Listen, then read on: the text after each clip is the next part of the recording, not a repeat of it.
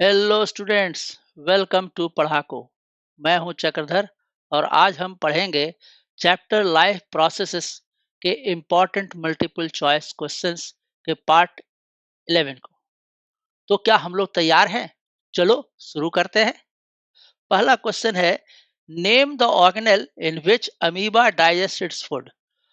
उस ऑर्गन का नाम बतावें जिसमें अमीबा अपना भोजन का पाचन करता है। ऑप्शंस है सुडोपोडिया, माइटोकॉन्ड्रिया, फूड वैक्यूल और क्लोरोप्लास्ट। तो बच्चों हम लोग जानते हैं अमीबा का डाइजेशन किस चीज में होता है? फूड वैक्यूल में।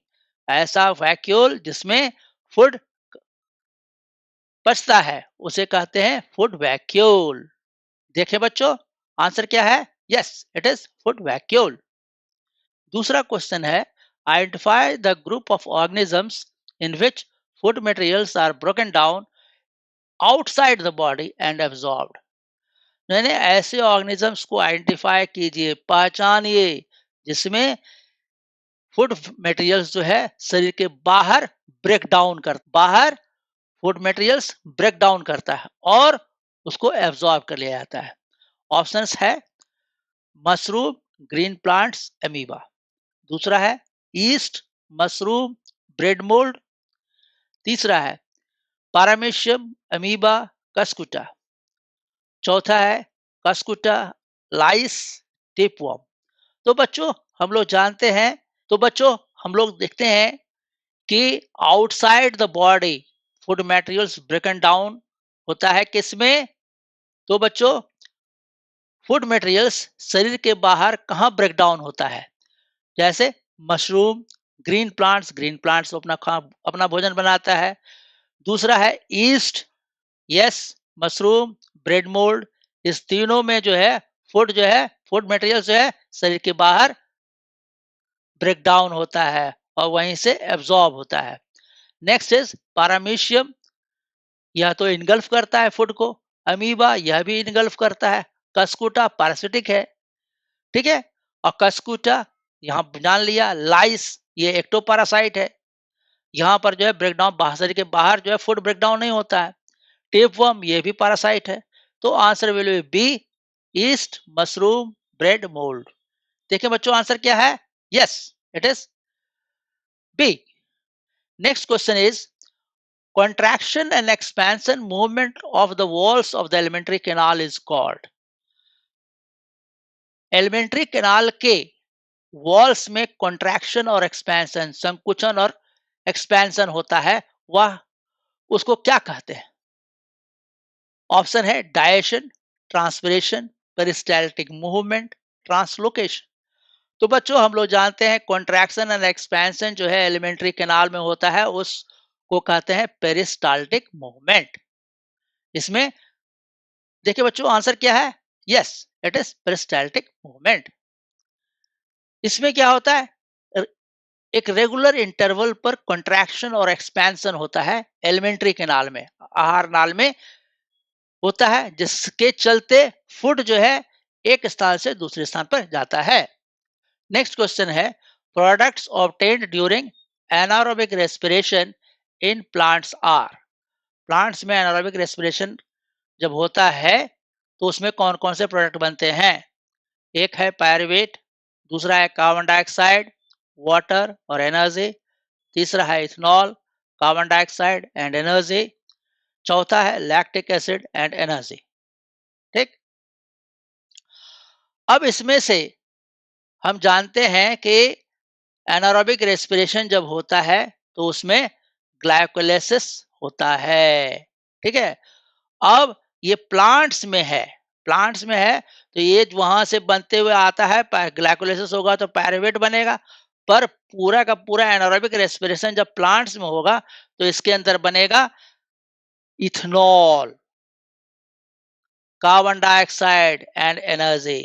क्योंकि एनारोबिक रेस्पिरेशन में ऑक्सीजन का एब्सेंस होता है, इसलिए ये फूड प्रोडक्ट जो है वह टूट पाता है, फुल रेस्पिरेशन नहीं हो पाएगा। एनारोबिक रेस्पिरेशन में हम लोग जानते हैं बच्चों कि यह रेस्पिरेशन ऑक्सीजन के एब्सेंस में होता है। और प्लांट्स के अंतर्गत यह होगा इथेनॉल, कार्बन डाइऑक्साइड और एनर्जी। यह इथेनॉल क्या है? C2H5OH, ethyl alcohol. ठीक है। शराब कैसे बनता है? इसी से बनता है, इथेनॉल। जब भी जो है एनारोबिक रेस्पिरेशन जो है होता है, तब ये इथेनॉल, कार्बन डाइऑक्साइड और एनर्जी बनता है। और फुल एरोबिक रेस्पिरेशन जब होगा तो क्या होगा, बनेगा? Carbon dioxide, water and energy.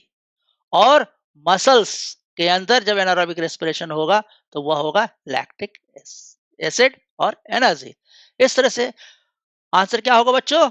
C, that is ethanol, carbon dioxide, energy. Yes, it is right. अगला क्वेश्चन है, in human beings respiratory pigment is. Options है कैरोटीन, क्लोरोफिल, क्रोमैटिन और हीमोग्लोबिन। तो बच्चों हम लोग जानते हैं respiratory pigment in human beings is haemoglobin. ठीक है। तो देखें बच्चों आंसर क्या है? Yes, it is haemoglobin. अगला क्वेश्चन है, D plasmolysis will occur in shrunken raisins when kept in. Resins, किशमिश जो है का डी प्लाज्मोलिसिस होगा जब हम लोग रखेंगे हाइपरटोनिक सॉल्यूशन में, हाइपोटोनिक सॉल्यूशन में, वाटर में, या बोथ बी एंड सी। तो क्या होगा बच्चों? यह है, पहले ध्यान दो, क्वेश्चन को ध्यान से पढ़ो। यह है डी प्लाज्मोलिसिस। प्लाज्मोलिसिस का क्या मतलब होता है? यानी वाटर किशमिश से बाहर निकल जाएगा, तो उसको कहेंगे प्लाज्मोलिसिस। ठीक है। अब यदि वाटर किशमिश के अंदर चला जाएगा तो कहेंगे डी प्लाज्मोलिसिस। ठीक है। अब यह डी प्लाज्मोलिसिस यानी किशमिश का डी प्लाज्मोलिसिस होगा तो क्या होगा? पानी अंदर घुसेगा, पानी अंदर घुसेगा तो किशमिश फूलेगा। तो किशमिश कब फूलेगा? यदि हाइपरटोनिक सॉल्यूशन में रखेंगे, एकदम नहीं, हाइपरटोनिक सॉल्यूशन में रखेंगे तो क्या होगा? पानी बाहर निकल जाता है। तो इस हाइपोटोनिक सॉल्यूशन में रखेंगे, कम कॉन्सेंट्रेशन वाले सॉल्यूशन में रखेंगे, तब भी फूल जाएगा। और वाटर में रखेंगे तब भी फूल जाएगा। इसलिए answer will be both B and C. देखिए बच्चों आंसर क्या है? Yes, D, both B and C. अगला क्वेश्चन है, the process of respiration in fish occurs through. Fish में रेस्पिरेशन का प्रोसेस होता है किसके द्वारा? ऑप्शन है operculum, gills, nostrils and mouth. तो हम लोग जानते हैं बच्चों, फिश में रेस्पिरेशन जो होता है वह होता है गिल्स से, गलफर से। मछली का गलफर जहां पर होता है और वहीं से मुंह से पानी पीता है, इधर से निकलता है, तो एक्सचेंज ऑफ गैसेस कहाँ होता है? गिल्स से। तो आंसर विल बी गिल्स। देखें, yes, it is gills. Next question is, which of the following options describes the characteristics of living being. कौन सा ऐसा कैरेक्टरिस्टिक्स है जो लिविंग बीइंग को डिस्क्राइब करता है, माने कौन कौन से लाइफ प्रोसेस उसमें होते हैं? देखें बच्चों क्या है आंसर। ऑप्शंस क्या है? Nutrition, excretion, respiration, all of the above. अब लोग हम लोग जानते हैं बच्चों, लिविंग बीइंग में न्यूट्रिशन भी होता है, एक्सक्रीशन भी होता है, रेस्पिरेशन होता है, यानी ये तीनों प्रोसेसेस होते हैं। इसलिए answer will be all of the above. देखिए बच्चों आंसर क्या है? Yes, it is all of the above. Next, the energy rich compound produce during respiration is. Respiration के दौरान कौन सा एनर्जी रिच कंपाउंड बनता है? तो हम लोग हाँ, option is ATP, ADP, pyruvate, ethyl alcohol. तो बच्चों हम लोग जानते हैं कि energy rich compound, whether it is aerobic respiration और एनारोबिक रेस्पिरेशन, वह क्या बनता है energy rich compound? It is ATP, adenosine triphosphate. देखिए बच्चों आंसर क्या है? Yes, it is ATP. अगला क्वेश्चन है, which of the following blood vessels have thick elastic wall. Blood vessels जो है हमारे शरीर में जो है उसमें किसका दीवार जो है थिक यानी मोटा होता है और इलास्टिक होता है? ऑप्शंस है veins, arteries, capillaries, all of the above. तो बच्चों वेन्स क्या है, हम सुपरफिशियल शरीर के ऊपर रहता है, ठीक है, और इससे जो है इम्प्योर ब्लड जो है डीऑक्सीनेटेड ब्लड बहता है। दूसरा है आर्टरीज, वह डीप सीटेड होता है, ठीक है, और उसमें जो है ऑक्सीनेटेड ब्लड बहता है। और कैपिलरीज, इसमें तो थिक वॉल होता है, कैपिलरीज तो बहुत महीन महीन होता है, हम लोग पढ़े हैं। तो ऑल ऑफ द तो होगा ही नहीं, ये भी नहीं होगा, यही दोनों में से होगा, ठीक है। अब देखो बच्चों कि थिक इलास्टिक वॉल जो है यह होता है आर्टरीज में, क्योंकि ब्लड जो है पंप करता है, वेंट्रिकल कॉन्ट्रैक्ट करता है, तो वह ब्लड जो है oxygenated blood comes into arteries, और आर्टरीज में जर्क के साथ जाता है, इसलिए इसके वॉल्स जो हैं थिक होते हैं और इलास्टिक होते हैं कि ब्रश नहीं कर जाए, ठीक है। इसलिए आंसर विल बी बी। देखिए बच्चों आंसर क्या है, यस दैट इज आर्टरीज। तो students thanks for watching.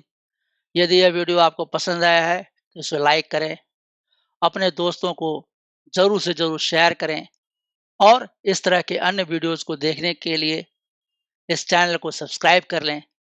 Thank you, bye bye.